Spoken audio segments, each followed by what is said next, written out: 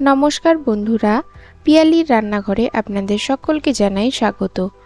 আমি আজ আপনাদের সঙ্গে শেয়ার করছি সুজি দিয়ে তৈরি এক ধরনের স্ন্যাক্সের রেসিপি। আশা করি ভিডিওটি ভালো লাগবে। ভিডিওটি ভালো লাগলে লাইক, শেয়ার, কমেন্ট করতে ভুলবেন না। আর চ্যানেলটিকে সাবস্ক্রাইব করে নেওয়ার অনুরোধ রইল। আর আপনারা আমাকে এখন ইউটিউবের পাশাপাশি ইনস্টাগ্রামেও ফলো করতে পারেন। আমার ইনস্টাগ্রাম হ্যান্ডেলের আইডি পিয়ালির রান্নাঘর। ভিডিওটি যদি ফেসবুক থেকে দেখে থাকেন তাহলে পেজটিকে প্লিজ ফলো করে দেবেন। পেজটির নাম পিয়ালির রান্নাঘর। তাহলে চলুন দেখে নেওয়া যাক সুজির এই স্ন্যাক্স বানানোর জন্য আমাদের কি কি উপকরণ লাগবে। তো প্রথমে আমি গ্রাইন্ডিং জারে নিয়ে নিচ্ছি 1 কাপ পরিমাণ সুজি। এবার সুজিটাকে আমি পিষে নেব। ঘরে থাকা সাধারণ কিছু উপকরণ দিয়ে তৈরি করা যায় এই স্ন্যাক্সটা, যেটা চায়ের সঙ্গে বা বাচ্চাদের যে কোনো সময় খেতে ভীষণই ভালো লাগবে। তো সুজিটাকে আমি পিষে নিয়েছি। এবার এটাকে একটা মিক্সিং বোলের মধ্যে নিয়ে নিলাম। তারপরে এর মধ্যে দিয়ে দিচ্ছি 1 চা চামচ পরিমাণ মিক্সড হার্বস আর 1 চা চামচ পরিমাণ চিলি ফ্লেক্স। সেই সঙ্গে দিয়ে দিচ্ছি এর মধ্যে প্রায় 2 চা চামচ পরিমাণ ঘি। ঘিয়ের বদলে আপনারা তেলও ব্যবহার করতে পারেন, তবে ঘি দিলে এর টেস্টটা একটু আলাদা রকম হয়। এবার খুব ভালো করে মিশিয়ে নিচ্ছি আমি ঘিটাকে।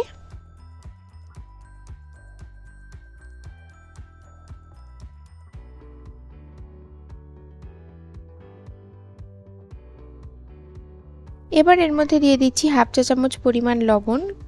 আমি লবণটা আগে দিতে ভুলে গেছিলাম, তো লবণটা আপনারা একবারেই দিয়ে দেবেন। এটাকে আবার মিশিয়ে নিচ্ছি। নিয়ে এবার অল্প অল্প জল দিয়ে একটা নরম মতন করে ডো তৈরি করে নেব। কারণ সুজি জলটা অ্যাবজর্ব করে ফুলে উঠবে, তো প্রথমেই আগে শক্ত ডো তৈরি করবেন না, নরম করে ডোটা তৈরি করবেন।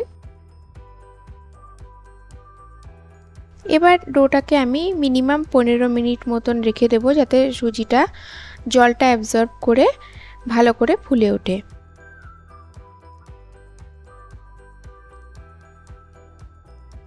ফিরে আসলাম 15 মিনিট পর। 15 মিনিট পর আমি এর মধ্যে সামান্য একটু ঘি দিয়ে দিচ্ছি। দিয়ে খুব ভালো করে এটাকে আমি 2 থেকে 3 মিনিট মেখে নেব।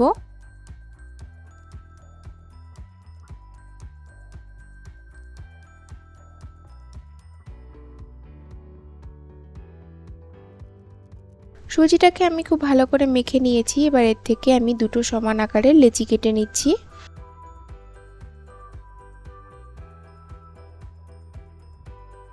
এবার আমি সামান্য একটু ময়দা ছড়িয়ে নিলাম। নিয়ে এটাকে আমি ভালো করে বেলে নেব।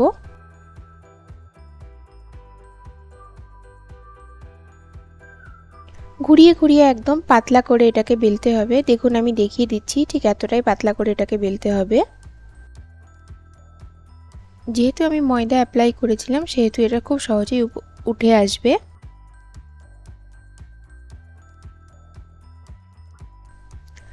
তো এবার আমি এগুলোকে চৌকো চৌকো করে কেটে নিচ্ছি। একটু বড় সাইজের করেই কেটে নিচ্ছি, যাতে এগুলো ভালো করে ফুলে। আপনারা যদি চান তাহলে এটাকে ডায়মন্ড শেপেও কেটে নিতে পারেন।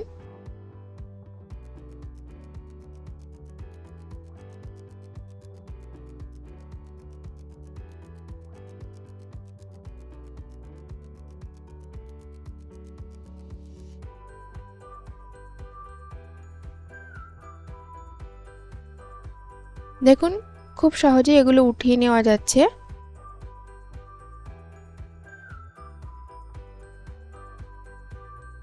এবার এগুলোকে আমি ভাজবো।